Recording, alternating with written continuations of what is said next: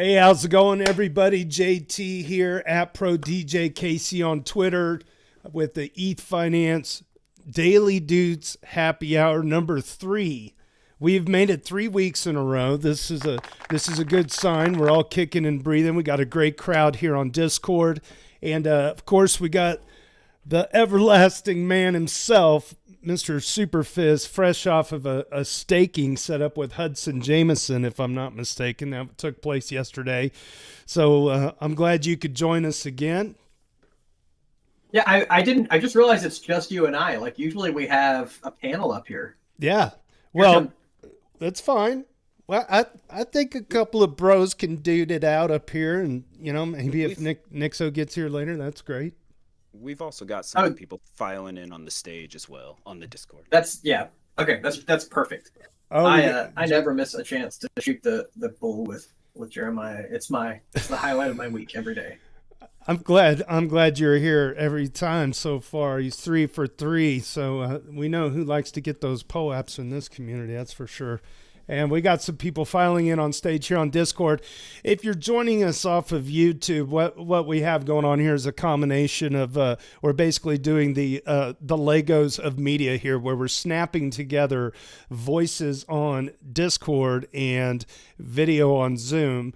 And this allows us to have a few people on video that want to show their incredibly handsome mugs on camera, especially Super Fizz. And then we can also have people that want to talk on Discord who may not want to be on voice. But the goal of these has been that we highlight the best 10 Doots of the week, which is some of our best contributors on Ethfinance. So we have to start off, we have to start off with our shit post of the week. Our shit post of the week, because as you all know, we want to save the best for first. And this one comes to us by way of Pronholio, is how I'm going to pronounce that. Pronholio gives us a meme here, and he stole it from Saka H. Saka. And so I see we have the guy that's taking the bullet as we sleep in our beds from the daggers of, what is this? I don't know. The meme needs to be explained a little bit to our viewers, even myself. So who wants to take a stab at this one? I'm really glad to hear you acknowledge that it needs explaining, because I'm like, am I the only one who doesn't fully get it? So I look forward to this explanation. I mean, we could break it down a little bit. A-word, what do you think? We got all these centralized entities that blew up, throwing daggers in the night.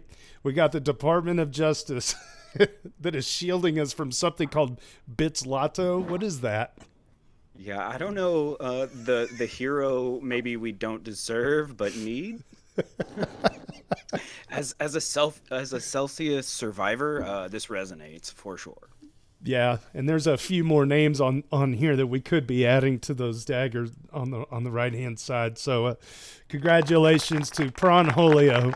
You get the claps for the shit post of the week. And let's see, are we moving on? Wait, what's next? We got the haiku, right? We got to get that going. Weekly haiku, correct. Our weekly haiku, network density. By the way, this is by JS Tiers, organizer of ETHCC Paris, or one of the organizers anyway. Network density, 500,000 validate for security. So great job, JS Tiers. Thank you very much for that. All right, A-word, let's tee off. What do we got for Doot number 1 for this week? Yeah, on Friday, January 13th, Tricky Troll decides now is a good time to reflect on the good, the bad, the ugly of how he played the last bull market. Ooh, yeah. So this is a big one, and I'm not going to read all of this, but I hope you're following along. If you're in the daily or on dailydoots.com, you can grab these links ahead of time. Tricky Troll is our resident Doot master, the person that puts together this fantastic list every single day, and also equally contributes incredible posts as well. Disclaimer, this is a long-winded, reflective post. Skip to the end if you would prefer. Now is the perfect time to reflect on your own personal wins and regrets from the bull market just gone. It's quiet. Fundamentals are showing strong with Ethereum strength above $1,000, and a bottom feels like it may have been formed. Personally, I'd give myself a 5 out of 10. Overall, I did okay.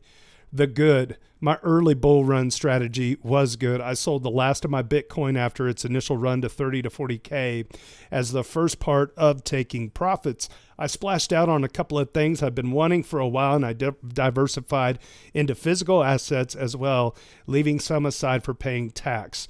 The less good. I sold all of my shitcoins and was full ETH by the time the bear market kicked into fifth gear. This allowed me to fund quitting my job temporarily to go to HodlerCon and do a long delayed trip with my family in the UK. The bad. I had a cash out plan and my target was not hit as I was hoping. My cash out plan evolved after an event I will cover in the next section. The ugly. 35% of my stack was lost to shitcoins in 2020 and DeFi coins in 2021. Overconfidence from picking out Chainlink in the 2018 bear and then selling the top in late 2019, early 2020 contributed to this greatly. And I'll let you read the rest of it, but the TLDR is really worth a mention. Stay humble. And I'm going to leave his TLDR right at that. Anybody else want to chime in? I want to get the last one. It's the cash out plan and sticking to it. That is a thing that I encourage everyone to do. Like, I write down a plan that says at this number, I'm going to sell this much. At this number, I'm going to buy back in. And your emotions, when the number, like if we get to another run, your emotions are going to be nuts. And everyone here has done this. Like you're crack refreshing, like you can't stay away from it. You're like, it's going to go forever. And when you're in that heightened excitement, it's hard to sell. It's hard to get off the boat and take gains. But that's why we do it now. That's why when when things are beginning to warm up, we say, when we get to whatever, next all-time high, I'm going to sell 10% of my stack. And I'm going to be okay with whatever happens. It is so imperative that we don't let emotions and excitement fuel our decision-making. So now is the time to write a plan, tape it on the wall, and stick to it. I think it's also important to not, like, if you sell at a price and it keeps going up, don't count what you would have had if you held it and sold now, because that's neither here nor there. It could have gone the other way on you too, and you could have lost a lot. So just be satisfied when you win. Basically, I think is important as well. Yeah, that's. John B, like that for me is very much the don't beat yourself up. Like, it's so easy to find anything to beat yourself up for, and just don't. It's just not worth it. Yeah, I mean, you can't count what would have or could have happened. Just count what happened and go with that. Let's rock and roll. This is all good stuff. Thank you. We're on to number 2. Yeah, on that same Friday, 696 ETH reminds us some of the tips to our crypto assets safe and secure, to keep our crypto assets safe and secure. 696 ETH writes, hardware wallet is a must. If you have more than $2,000 in crypto and you are not cashing that out right now and leaving, transfer your valuable NFTs from a hot or burner to a cold or hardware wallet. While gas is still cheap at night, US time, EU time, you can bundle 20 times the items through OS. Yes, you might end up paying like 0.01, 0.02 ETH per transfer. Another good practice is to use revoke.cash's application and also remove permissions from time to time. I know to most people it's a given, but I keep seeing people getting hacked here and there, and I'd rather remind again. And your not garbage NFTs are valuable too, so remember that.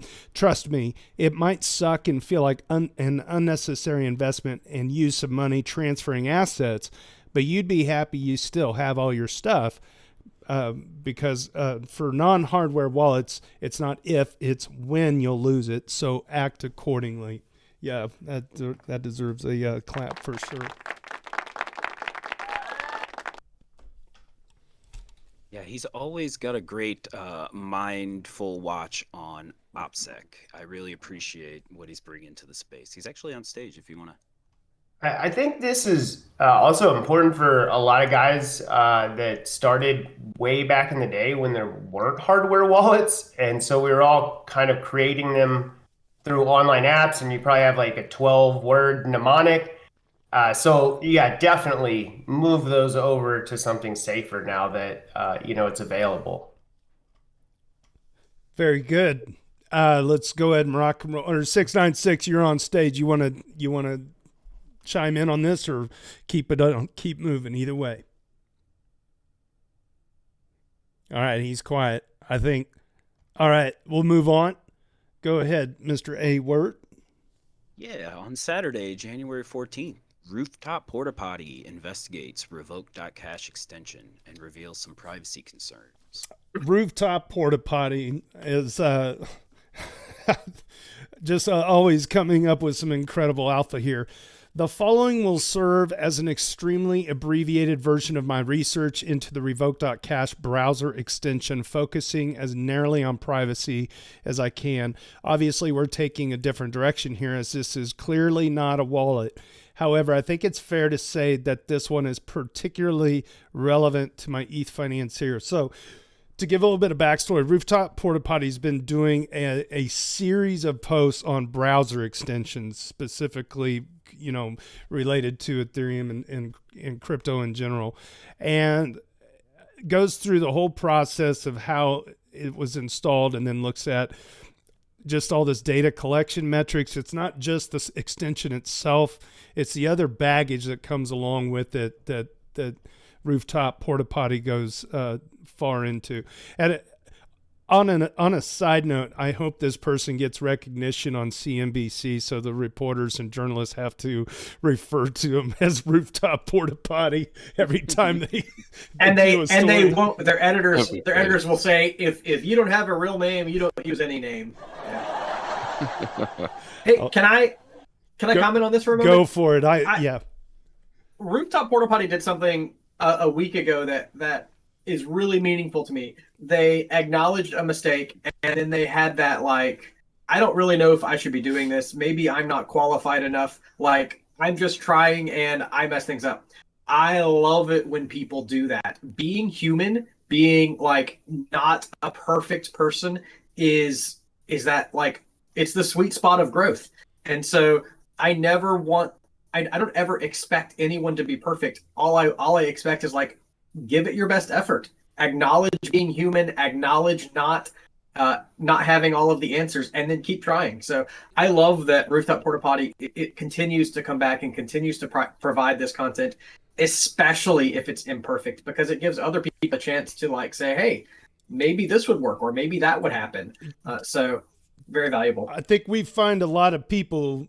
I mean, Paul Brody's one of them from EY that likes to throw the information out there to our subreddit, because we have a lot of very smart eyes that can help, craft, maybe a final form of these things that, for instance, that Rooftop is doing here. I mean, if you're going to be wrong in our walled garden, so we can help you get your blinders pointing in the right direction of, your research.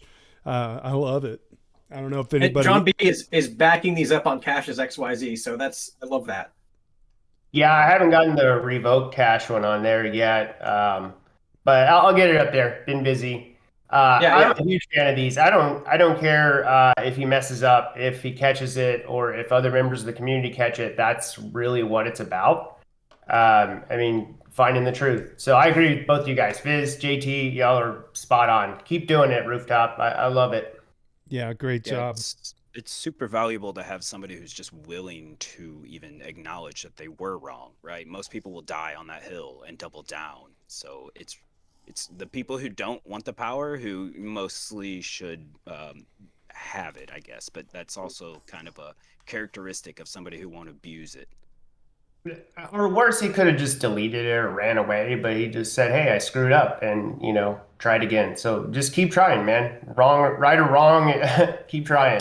Well, and it's also an invitation for these developers to come into our sub and answer questions if they come up too. I mean, it's a good, maybe there's things the developers of these apps hadn't thought of, and then we got a community of people trying to, help them do the right thing. I mean, we tend to have a lot of people in Ethfinance that can smell bullshit from a mile away, and that's a good thing. I mean, more eyes on It's our project. big noses. We all have big noses. I know. Look at that, man. It's like, whoa, damn. I know. I can catch the wind and go surfing on a calm day. All right, what do we got next? Yeah, on that same Saturday, the 14th, Swagtimus Prime wants you to contribute to the Ethereum KZG ceremony. All right, so the KZG ceremony, you can help by contributing your randomness to the whole thing. The more people participate, the better, as it only takes one honest person to make the whole thing a success. It's really easy and fast to do. All you need is an Ethereum wallet address with more than 3 transfers, and then it's just writing some random text and signing a bunch of messages, and you're already done.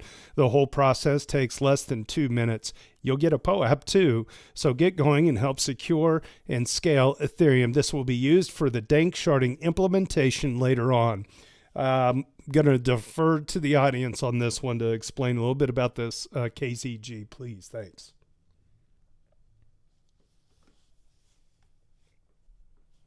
So the KZG ceremony, we've been looking forward to it for months. It is the initialization process for 4844. I want to point out 2 things, and I definitely hope other people comment, but a POAP has not actually been announced. We have talked about it, and I would encourage people not to assume that simply by completing the process you're going to get a POAP.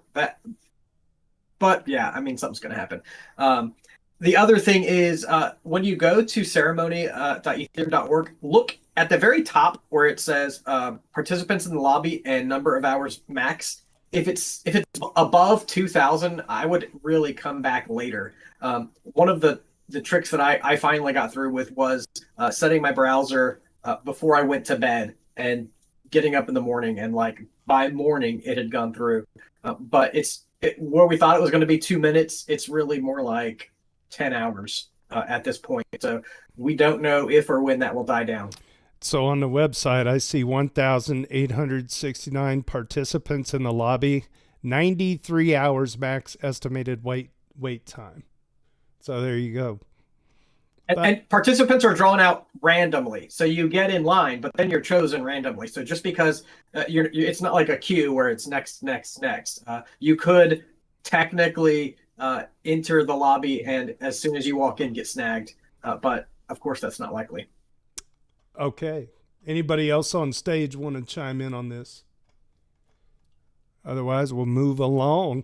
Let's do it. A-word. Yeah, Sunday, January 15th, Rooftop Porta Potty gets thanked by Interweaver for their security analysis with a great explanation on why they are so important. So Rooftop Porta Potty got a double weekly Doot. Uh-oh, look who just showed up. He's here. All right. What's up, Paul Brody? Paul's got to get on stage up on the Discord. He might be in the audience. Okay, Superfizz, why don't you DM him the invite to the stage here? And I'm going to read Rooftop Porta Potty. All right, so to make an analogy, your post about a security analysis and potentially teaching us to do those kinds of investigations ourselves play the same role in the broader ecosystem that fraud proofs do on optimistic rollups. If you start with a trusted system and the system is honest, then all is well and good. But if they are not honest and nobody is checking on them, then they can get away with anything. For such a system to become trustless, you need a sufficient number of capable fraud checkers who are checking often enough such that there's a near certainty someone would catch malfeasance if it were present. The more people capable of checking ecosystem tools to see if they're doing bad things, the more trustless the ecosystem becomes. It's really crucial. And then Rooftop actually responds, beautifully put. To this end, I will be putting together a guide detailing exactly the steps I have been taking, along with the resources and assistance whenever need or wherever needed. The vast majority of the process is non-technical, just critical thinking with an almost cynical mindset. Haha. And there you have it. So good job, Rooftop Porta Potty. I don't know if anybody in the audience wants to chime in on that. If not, we can move on.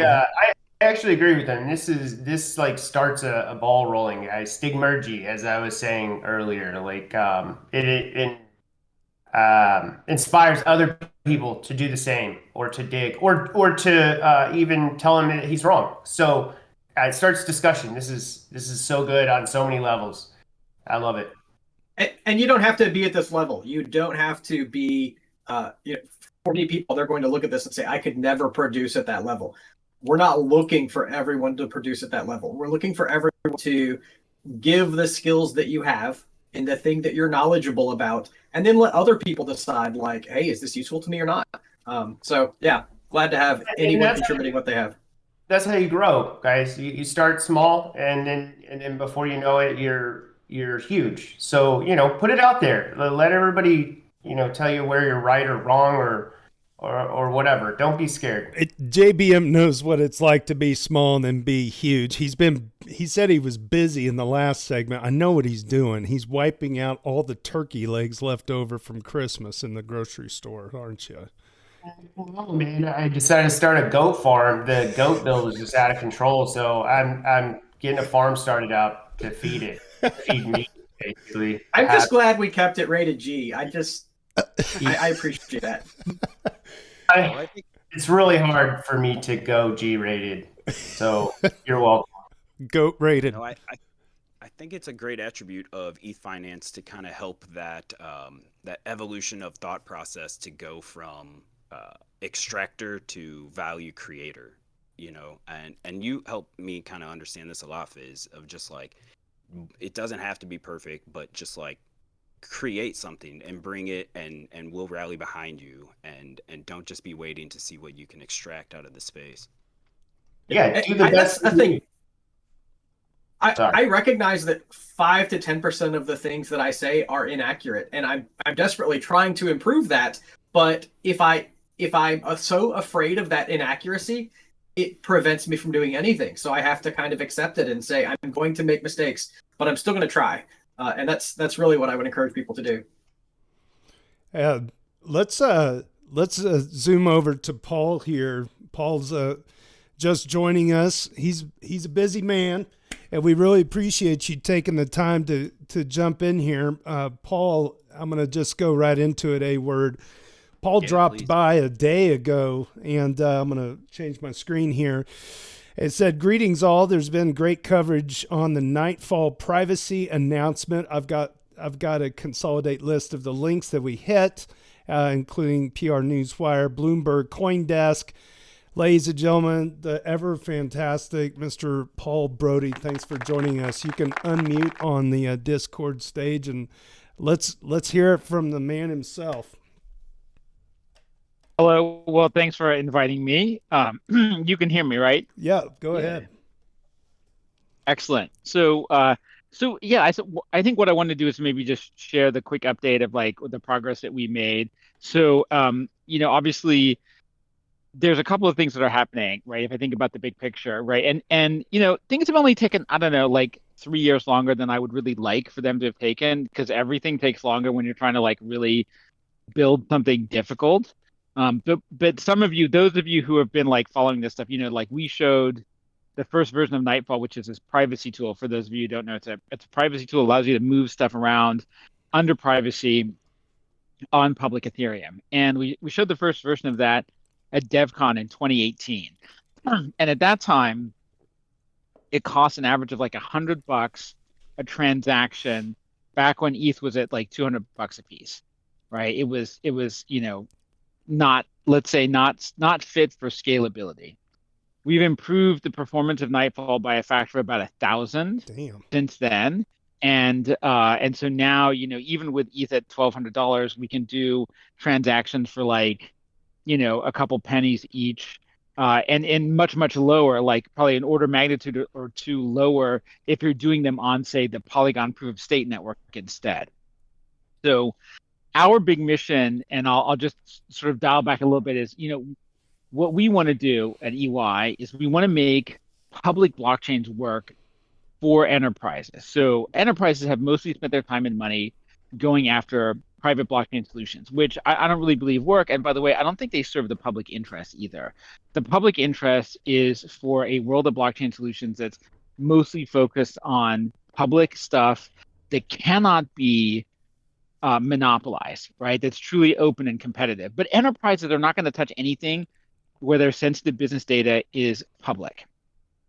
So we kind of had two tasks before us. One task is, and this goes to like, if you think about how enterprise transactions work, they really sort of, they consist of like two components. One is, I've got money and you've got stuff, right? And we're exchanging money for stuff. And the other part is that exchange is going on under some terms and conditions. Like it's not a financial market. It's usually much more sophisticated. Like, hey, I'm going to build your memory chips into my computers for a long period of time. I want volume discount, and I want rebates, and I want all these terms and conditions. So we need smart contracts, and we need private asset transfers. Nightfall gives us private transfers and payments of ERC20s and 721s and 1155s. You can move anything you want, and it's very, very robust in terms of like the level of privacy supported. It's kind of, I would say, extremely robust math.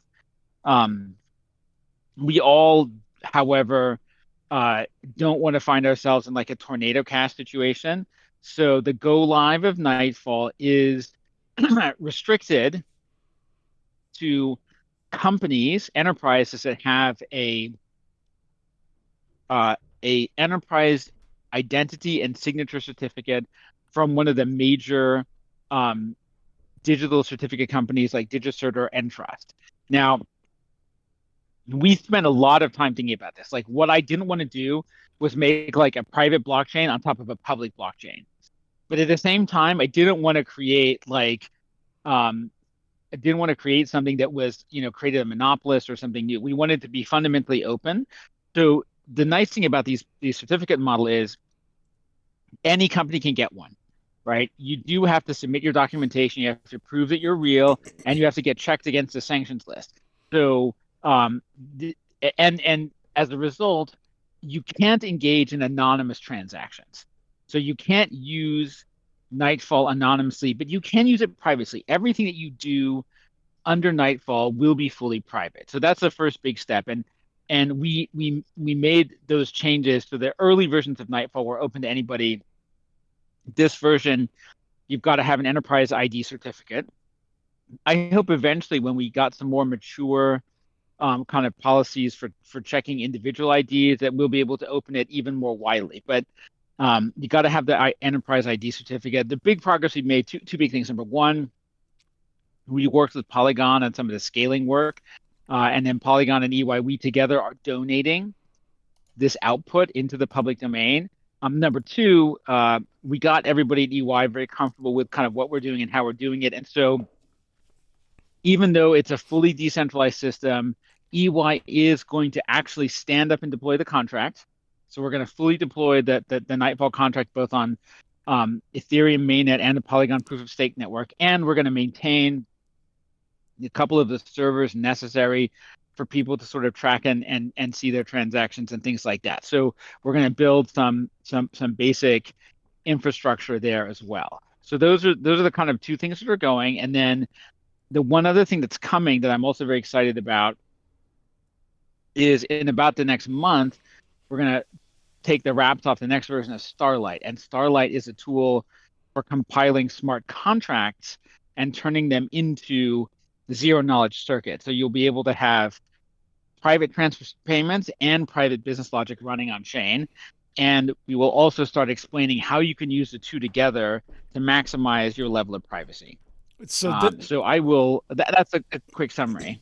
This is like the phrase that the adoption is happening when nobody knows it's running in the background. This is like that for me, that enterprise adoption that Bob and Alice and grandma and grandpa and kids and stuff, everybody's using it. They don't realize they're using it. That's it.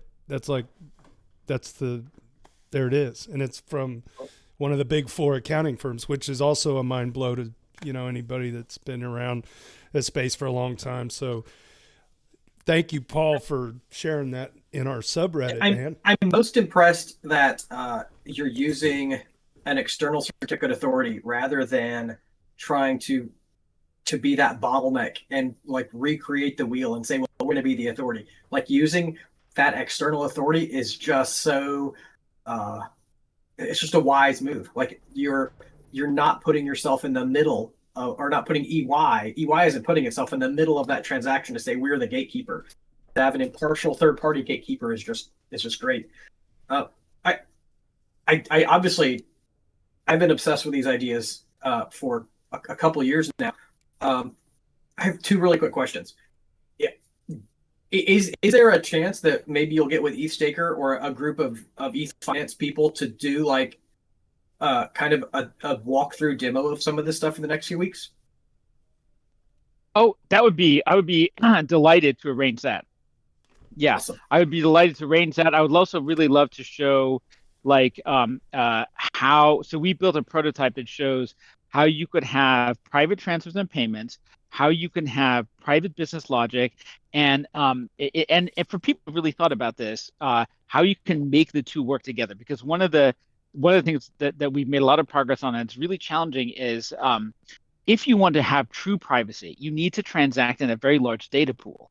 And if you're setting up a custom private smart contract, it'll be too easy for you to for somebody else to like identify what you're actually doing, because it'll be like, oh, Paul and Superviz always seem to talk to each other through this contract. And no matter how fancy the logic is, if people see me put money into the contract and they see you put stuff into the contract, they can kind of guess like what I'm buying and how much I'm paying. So I will talk to our R&D people, and we will be happy to set up like a walkthrough, a demo, and a discussion, and talk about like not only how it works, but also how we sort of thought through some of the key issues that exist today, and how we have sort of tried to design solutions that are consistent with the maximum allowable level of privacy possible.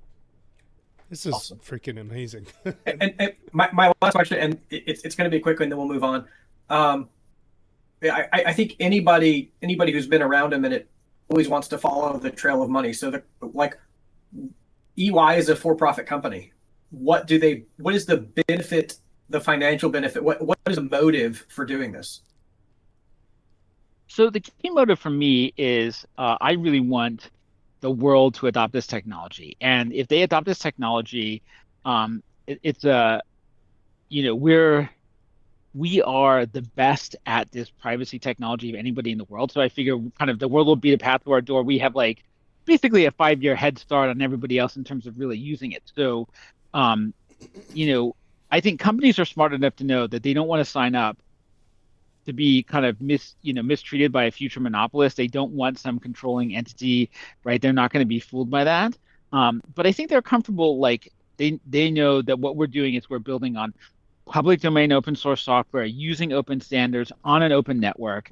And, that will give them comfort while also being able to have them comfortable with the idea that we will, we know what we're doing. So that is how we intend to monetize. We will have, and we're going to show like APIs. And we're the only people where you'll have an API where you can mint tokens, NFTs or non-NFTs, under privacy. There's a million ways to mint tokens, and there's a million services out there that mint tokens. There's only one that will allow you to mint them under privacy. So that is how we're going to make money. There you go. This is awesome. Very interesting. Anybody on stage want to ask a question while we got him here? He's trapped at the airport. It seems like maybe we could hustle a little more time. I am. One day, every time I see Paul, he's at the airport. Like every time. I don't have any questions, but I've been following this for so long, and I am so excited to see this.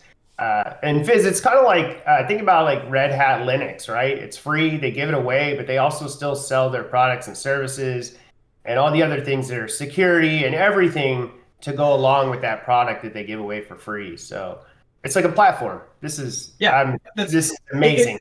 I have been It's a following great this model. for years, and I am so excited to see this. This is the best thing I've heard in a long time.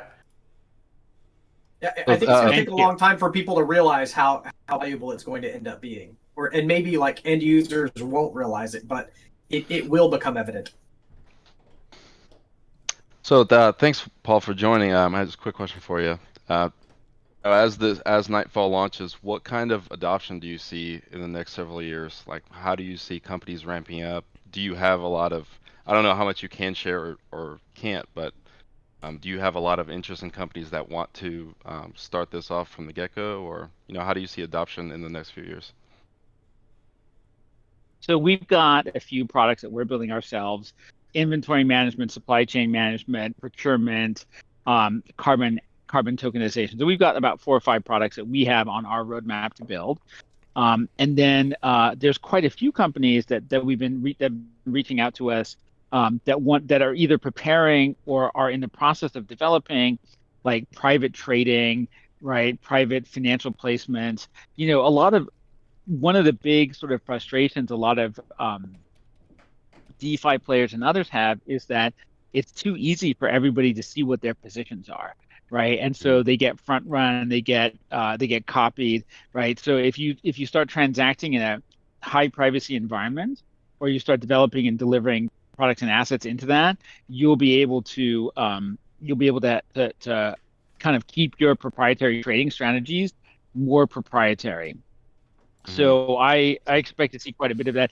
As a regulated accounting firm, EY can't really build a lot of financial services stuff. What we're able to do there is super strictly limited. So I especially expect to see like a lot of financial services stuff will be developed by third parties and delivered into that environment. Oh, interesting. I do Thanks have for one coming more on. question, if you guys don't mind. I know we're getting kind of off topic here. I'm kind of having a hard time visualizing the separation between what's visible and by whom, and what's private and by whom. Because if you're having, let's say, like you mentioned, supply chain infrastructure using this, you're going to want to see your own data, right? But not everybody in the company may have, the same origin address or something like that. So how does that work where like you're a company and are you able to see your own data? And how does that work where everyone else isn't able to see it, but you are? So what happens, so there's a couple of ways that this can work. So one way is you mint tokens outside of privacy, you put them in, or you can also mint. One of the clever things we figured out with help from Polygon is figuring out how to mint tokens under privacy. Now, attached to each token is also a link for some metadata. And so you can control, like, if you think about a classic like 2x2, and you can tell I was a consultant once upon a time. If you think about a classic 2x2, there's 4 types of data on 2 axes. There's public data and there's private data, and then there's mutable data and immutable data. And you can sort of set any one of those. And for private data, you can also decide who has access to it. So one of the things that we're going to be able to do is, like, I'll be able to mint a token, and I'll attach to it, say, a URL that points to public and private data sets. And when I transfer that token to somebody else, because it was in my possession, as long as I still have the URL and I have authorized access to the data, the system can tell me back, like, hey, this is where I am. So we've been using a combination of like IPFS, private data stores, public blockchain, privacy tools. We're trying to create a scenario where you can have really consistent application of your tokens all across your supply chain, but then you can have extremely carefully granular control over exactly who can see your data inside the enterprise or along the supply chain of your business partners where you want them to see stuff. So it's like That was a fantastic answer. I've been pretty bullish on Nightfall, But that explanation really made me realize the sophistication and level of modification that you're enabling to these parties, and the use cases are huge. I'm like seeing it already. Great work. It's really, I mean, first of all, thank you for saying that. That is, it's really appreciated because, when you get into the details, like, it's so much harder than you ever, like, I said at the beginning of this, like, I feel like we're only 3 years behind where I want it to be. It's so much, all of these things are so much more complicated by the time you take everybody's like requirements into account than you thought when you started this road. And I was in like supply chain for 15 years beforehand, and still it's like, oh my gosh, this is like managing privacy on chain is just really, really hard. This has been great having you stop by. Paul, thanks for being a community member on Ethfinance. Even more importantly, I feel like this community, and yourself and your team at EY, we all kind of bonded through that pandemic moment where, you knew there was value, but we didn't know how to, try to make it useful for you guys. And then the pandemic happened. It's like we did this virtual thing, and we were able to bring so many people in your world over to Ethfinance and traditional, finance into our world, and give you feedback for the blockchain initiatives and stuff that you've been working on. So thanks for letting us be along the journey with you. And we really appreciate you taking time today to stop by and say hi. Yes, indeed. This is the big picture of Ethereum. Like, this is where we're headed. This is why we exist. We don't exist to transfer ether from one person to another. We exist to enable like future solutions that the normies, that we've never even dreamed of before. And Paul is seeing that and developing it before most of us are even aware it's where we're going. So it's exciting. Yeah, I remember those early days. Enterprise was spinning up all these private blockchains, and everybody was kind of like, that's not gonna fly, and then Paul's like, no, we're gonna make it public, and we're gonna give the tools away, and it's like you're laying down an interstate system, and we're watching it being built one brick or block at a time, I guess you could say. So Paul was building a free highway when everybody else was building toll roads and telling him he was stupid for doing it. But right. it was like, right, Paul? Exactly. I joke sometimes at the office, like people are like, hey, I was always behind this public blockchain thing. And I'm like, I know you weren't, but now that you are, I guess I don't know what to do when people agree with me. It's confusing. It's weird. Your posts for years, and I've always agreed. And I watched all these companies spin up these private ones, and then they would fail. And I just laughed. I was like, "Oh, Paul, he's right. He was right. He's still right to this very day." Yep. Awesome. Thank you. Thank you. Thank you. And you could JT, I hand it back to you. Say again. So why don't you start disagreeing with him to keep him humble? And Paul, you don't listen. You don't need to worry about that. I have 2 kids at home. All right, they are there to remind me that nothing I say is interesting, and it does not matter. I know I want to go on, but I do want to see, Paul, if you can give us a quick 10,000-foot view of the co-op idea and the work that's going on. For those, this was another thing. Yeah, go ahead. You should have it. I'm not the expert here. You should have this guy, James Wigington, on from Oric, that law firm. So they sat down, and I should figure out what. Can you arrange it? It's like Google.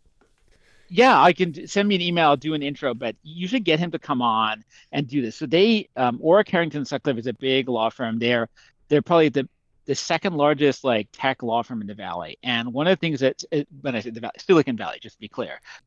Not Salt Creek Valley, 15 minutes from my house here in Kansas. Listen, I could be the second largest law firm in that valley, right? And I don't even have a law degree. Hey, on a side note, I found out that the stoplight in my hometown is the only one in the county. Anyway, go ahead. That's from all the Ethereum traffic coming to your house. That's right. This law firm, they sat down and they sort of thought a lot about, and they wrote a really nice white paper, which you can Google, which is all about how co-ops are actually the mechanism. They're the best legal mechanism for sort of instantiating a DAO in the real world with legal protections. And co-ops are great because they you can have shares of a co-op, but they're not securities, right? Key decisions in co-ops are made on a one-for-one basis, one person, one vote. But rewards, like co-ops can do dividends, and they are generally done to the participants in the ecosystem based on their rate of participation. So it's a very sort of community-oriented thing. And then what's clever is they also in this paper they articulate how co-ops can buy, sell, and enter into joint ventures with for-profit companies. And one of the things that's really challenging is like if you really want to spend a serious amount of money on a high value public piece of infrastructure, think about like what like Uber and Airbnb done. They built really, really sophisticated infrastructure, right? And it's there's no denying the immense kind of coolness and value of what they've created. But we all just sort of wish that once they got their decent return, or once they get to a decent return, that the benefits of those ecosystems would go back to the participants. And so I think what's really cool about this thinking about like co-ops is they could work with for-profit companies and they could own them, they could sell them, they could have joint ventures with them. And as a result, they can make sure that there's a for-profit company who can make money setting up and building useful infrastructure. But ultimately, if it's owned by a co-op, that means that the benefits, when it becomes really successful, instead of flowing ever more benefits in a very extractive and exploitive way back to some group of distant VCs, because it's owned by a co-op, those benefits actually can be flow back, or the majority of them can flow back to the participants. So it seems like a very good idea, and they're very clear that the SEC has never categorized co-op ownership kind of representations or pieces or whatever as securities. That's the big takeaway right there. I think this is exactly. Like so I'd be happy to introduce you. I'm not a lawyer. You should get this guy on and really get him to like explain the white paper, the vision, etc. That is such a mind-blowing moment. Thank you. Appreciate you. It was cool. I'm going to go catch a plane, and I hope you guys all have an awesome weekend, and thank you for having me on today. Ciao. Thank you so much. Appreciate you. Thanks, Paul. Awesome. What a mind blow, man. The deal with the co-ops, I was reading that. It's like, that is like setting major precedent if they can establish that and get, that's a big piece of the money Legos of what we're doing, or the DAO, like how do we position DAOs in a regulatory way for success. It's brilliant. I love when I think it would be hard. He's got like 1,000 mile view of the whole ecosystem. So great.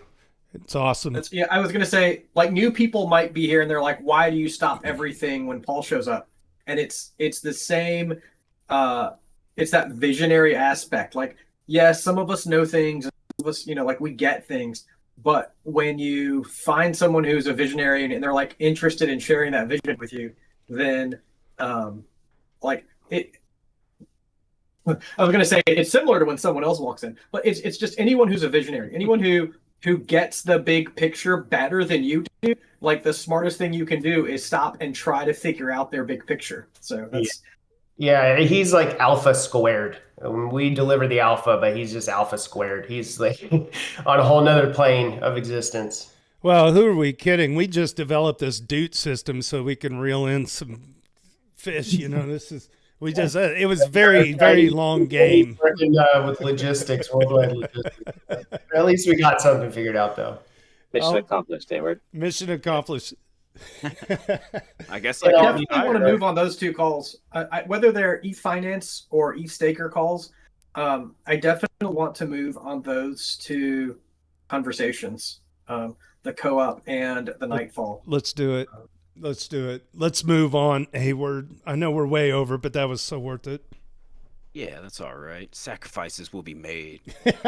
Jumping back to Monday, January 16th, David Hoffman popped in and shared his perspective on recent criticisms on the bankless Very good. So, hey, fam, there was a comment a few days ago in the Daily about me tweeting about JPEGs and the frequent, quote, bankless has too many ads, end quote, take.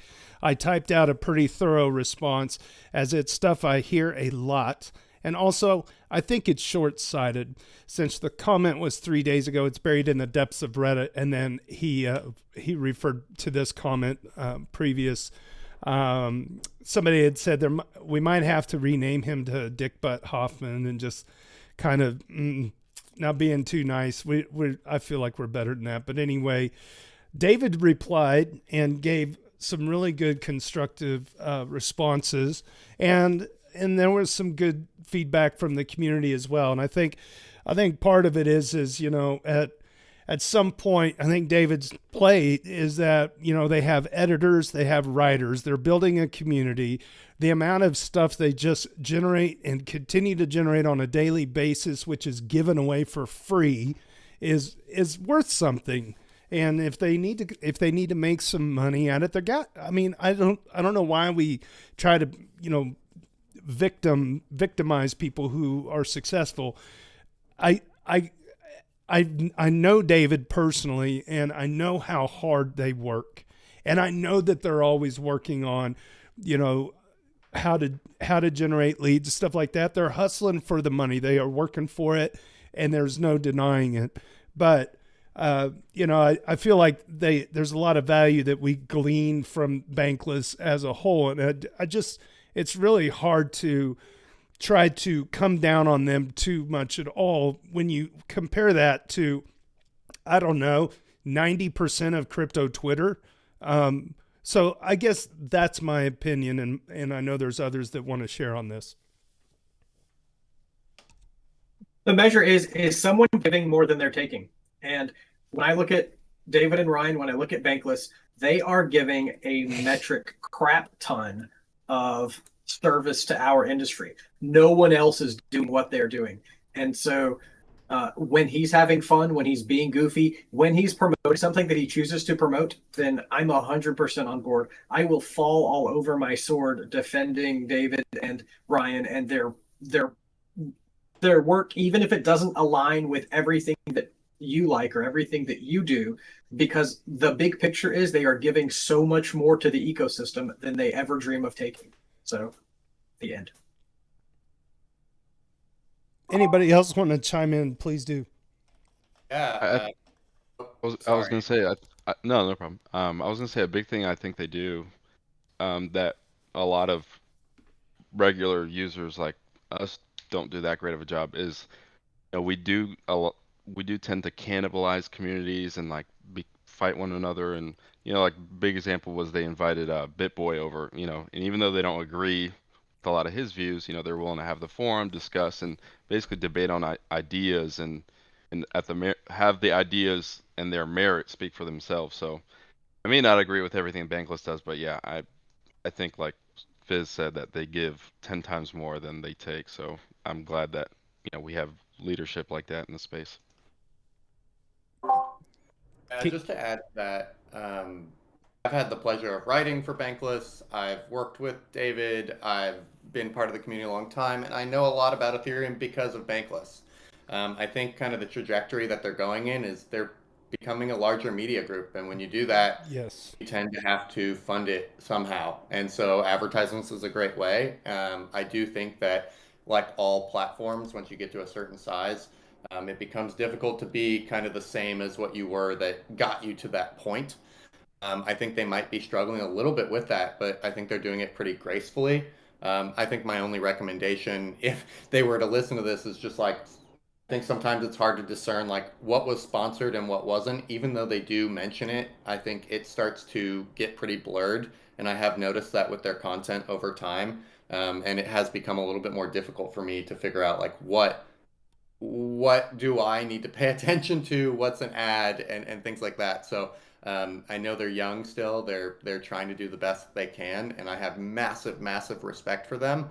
I'm just hoping that they can remain as amazing as they have been, into the future as they grow, larger and larger. I should also add that David was willing to come on today, but he's skiing. He's away on vacation, and I'm sure that we can get him in the future. And it's one of those deals where he would want to come on the Mavericks Discord on a future live stream anyway. So I really appreciate that he took the time to respond to what I found to be kind of a distasteful comment. It shows that they're reading the sub. I mean, Bankless has mentioned us on the air before, so we're a source of information too. They're putting 28 hours a day into developing our ecosystem, and so I don't have that kind of energy. I don't think many of you have that kind of energy. So they're doing something that none of us are doing, and I think our appreciation for that should never run dry. Yeah, if you've never met David, he is 24 hours. That is his entire life, right? He is doing his media empire thing and trying to educate people in the whatever ways he can, right? It's really not just about the money for him. He oozes the passion for his for everything he does. Well said. Yeah, there's not many people that bleed Ethereum like criticize that. when we don't like something about it, but Sure. yeah, this is a little harsh. I mean, and like you said, if you don't like ads, pay for it. Plain and simple, pay the bills. So maybe if they get enough Bankless premium subscribers, they won't have to do ads at all.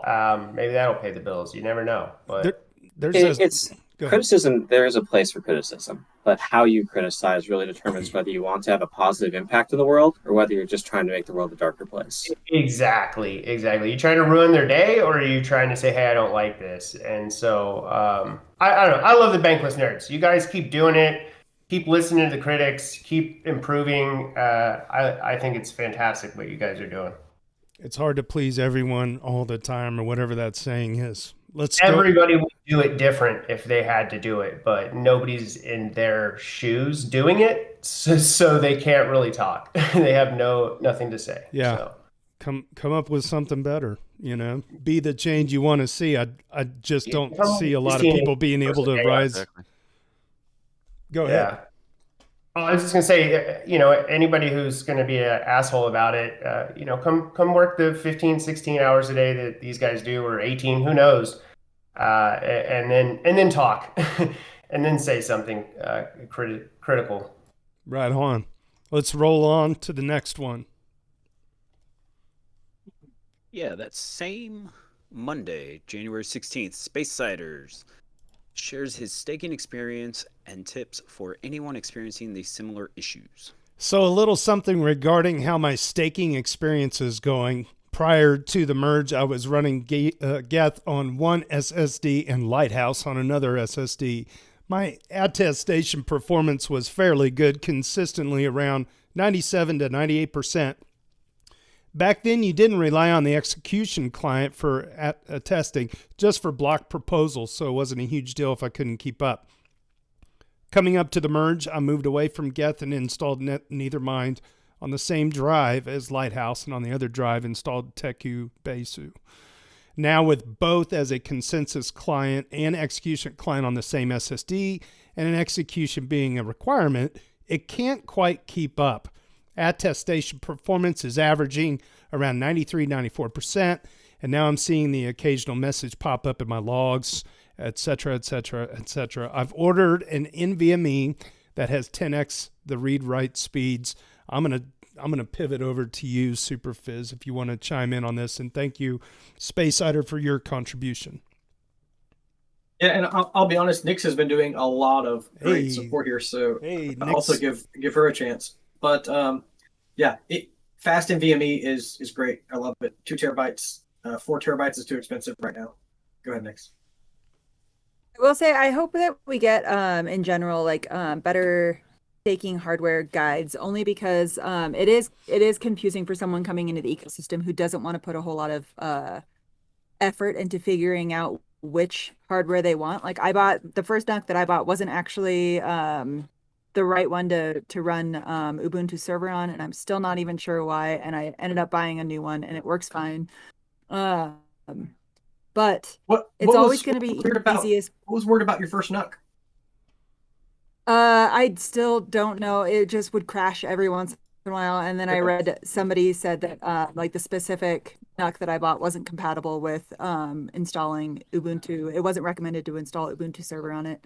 Was it an Intel? I just bought a NUC whole new one. I'm like, it was an Intel. Yeah, I now have I now have an Asus. It's just interesting. Like I don't want to plant those seeds of doubt in people. In general, an Intel NUC is almost fail-proof. I'd be interested to find out what failure you had, but Intel NUCs in general work extremely well with staking. Yeah, so that's why I bought it. That's why it is. And anyway, so I consider myself a good representative of eStaker only because I'm not a hardware person. I never built computers. And so when something goes wrong, somebody tells me, oh, switch out the hard drive, switch out the RAM. I'm like, I'm just going to buy a whole new computer and hope that fixes it. Yeah, it's likely you had a hardware defect. That's the most likely explanation. I literally, if anybody could see my wall, I have 10 NUCs up against the wall that I use for testing all day long, and no problems ever. That sounds likely. I will say one thing that a lot of people do when they set up their staking rig is they buy the hardware and then they wait for a long time to set stuff up because it's like it's daunting. You're not really sure. But I will say that that's a reason to get things up and running as soon as possible, because if you do have a hardware issue, like mine was out of warranty by the time that I figured it out because I did leave it sitting around for a long time. And the real thing we should say about that. Go for it. eStaker. Come to eStaker, come to our Reddit, come to our Discord, ask questions. You may not know the person who is providing you support because it's not like one or two people. We have hundreds of people who are always willing to chime in and give quality support in public. We don't do private support because you can't really trust people, and then the answers they're not findable later. We want you to come and get help in public, and you'll get great support. We do a good job. Also, it's always going to be easiest to run Geth and Prism right now, just because like the reason that's going to be easiest is because the most people are running that, and so most of the problems have been hit. And I super appreciate people who go through like this troubleshooting process to try to run a minority client, because that's the only way that minority clients are going to get more usage, is to work out all the kinks, is to have more people. But consensus clients, the consensus clients are great. Lighthouse, Geth, oh yeah, Lighthouse, Prism, Teku, Lodestar. Those are all very solid. What we're really struggling with right now is getting execution clients up to that same standard. And that is why many of you know in 2022, I worked really hard to push consensus client diversity to reduce the usage of Prism. And people ask, why aren't you doing that with Geth now? And it's because at this time, Geth is the most solid solution. When the other execution clients show that they can meet that standard, you'll see the same kind of push, and we just haven't gotten there yet. Very good. Let's rock and roll. A-word, you ready? ready? Actually, I want to plug one thing. The issues like this are exactly why we need more building in Ethereum infrastructure, and there is a Gitcoin alpha round open right now. It's actually decentralized, and you guys should go donate to that, because that donating to that infrastructure round is going straight towards making Ethereum more robust and making the staking protocol or the staking infrastructure more robust. Where do they go? Who do they give money to? Just eStaker. Don't give money to eStaker. No. Find anything. Okay. Find the Gitcoin grant. Go. There are 3 rounds, and one of them is Ethereum infrastructure, and I went through that, and all of them are gold stars. All of them are gold stars. I wanted to put every single one of those things into my cart, or on my short list, or whatever they call it nowadays. But yeah, definitely go donate like even $1 to each project, because it's quadratic funding, and so even $1 will get matched. We've got $3 We've got that link up in the public cat channel also, courtesy of Austin Street. Austin Street, thank you. I love it when a plan comes together. All right, moving on. Yeah, Tuesday, January 17th, Benito 2030 shares their learnings from 2022. I'm not going to read the whole thing. Fantastic, though. He says, or they wrote, I wrote a long post about my learnings at the end of 2021. That was in hindsight after we had peaked, and I think it's just reasonable to update that post to include my 2022 learnings. Number one, don't invest in last cycle's coins. And number two, understand the narrative. This one's tricky. I think when I wrote this in 2021, I thought just by understanding the narrative and being early, you will print. The truth is narratives are important, but most likely, at least for me, only really relevant in a bull market. Number three, in a bear, you got to be patient. Now, this sounds crazy, but I really think this might be the biggest learning from the last 12 months. Fade narratives in bear market. Sell last cycle's coins, all of them. Don't think they will recover, because even if they do, they will lose versus ETH, and you can increase your holdings if you really want to double down. I'll let you finish that one. Make the bear an opportunity. This is kind of connected to old number 6, take profits. I think it's still very important. Having cash on the sidelines means that a crash dip might even have a positive side, both for your portfolio, but also maybe more important emotionally. But I think I will go even further. I sold most of my alts in February 22. I felt I was late. Didn't sell the top, blah, blah, blah. In hindsight, I think that move wasn't bad at all. But I could have even shorted last cycle's trash. And then the next one, you cannot predict crypto in the short term. And then finally, take profits, and finance is a different world. All right, so I'm going to leave that there if anybody wants to chime in on that. Or we can move on. I'm not gonna lie, I'm still struggling. I'm still struggling on number 7, take profits. Yeah. There's something in me that right now I don't have like children to support, and so I am funneling all my money into there, and I am not taking anything out. Like I actually do Crypto move is things into sticky. stables sometimes, which is sort of yeah. Yeah. Crypto is That's sticky. right for you now. There is a time in everyone's accumulation where your role is to accumulate. So right now you're accumulating. That's great. If we have another cycle, you may not be ready to take profits. That's great. The story is you don't accumulate forever. Know that at some point in the future you're going to take profits when it's right for you. The mistake is, we're in a bull market. Your quality of life is moderate, but you could do better. That's the time when you should choose to take profits. I do like that, because you take profits not when everybody else tells you to take profits, when it's right for you. And like my right time to take profits is going to be when ETH is up and staking, and I'm pulling money out of my validators. That's my plan. It may be 10 years for you, but the fact is, like, you recognize that taking profits is a thing that you will want to do at some point in the future. But right, you don't have to do it when everyone else is doing it. First cycle, I totally drank the Kool-Aid, and I read that thing all the way down from 1400 to like 80. Yeah. And then we were in the bear market, we were in the crypto winter, and like by the time it came back up to something, I'm like, I did not go through all of that to not have, something for it, right? And so it was much easier to take profits in the second cycle than the first. Very good. 20%. I would never suggest selling more than 20% of your staff, but there is the need to take some profit at some point. Yeah, so I have my stack that I call my rocket ship ticket. And it's like, this is a once in a lifetime opportunity. This is a paradigm shifting technology that, like the internet, we are in on the ground floor of, and oddly enough, institutions couldn't be there before us, like legally prohibited.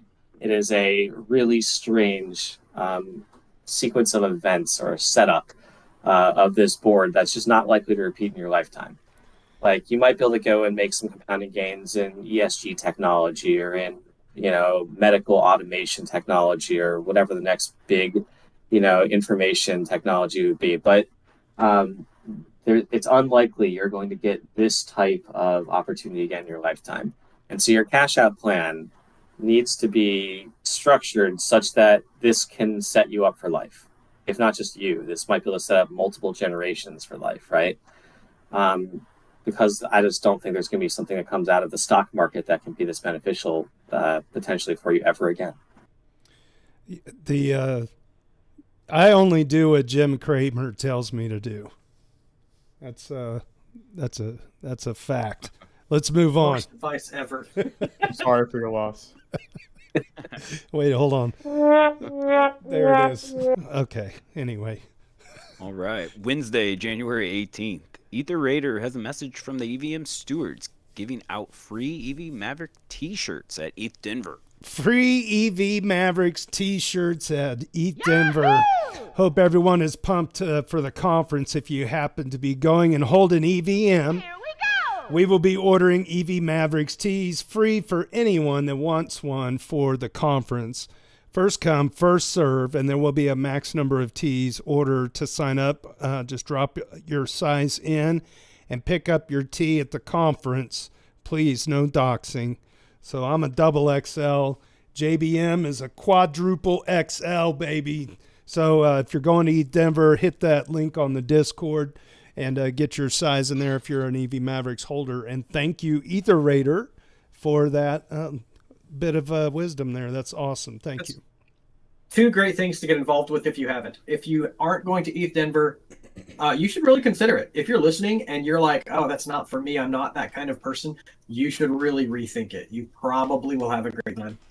And the EVMavericks are really positioning themselves as a powerful community force in Ethereum. So, yeah, shout out to EVMavericks. Good job. Yeah, definitely. Very good. We got one left here, I think. Maybe I'm wrong. No, that rounds us out. We jumped ahead to be Brody. Oh, that's right. Okay. Oh, this was another link. Shout out to cryptojobs.gg. A friend of mine built this website. That's going to be, they're not sponsoring this live stream, but I had that tab open, so I guess they are. Hey, well, I guess that wraps it up for us for this. Yeah, go ahead.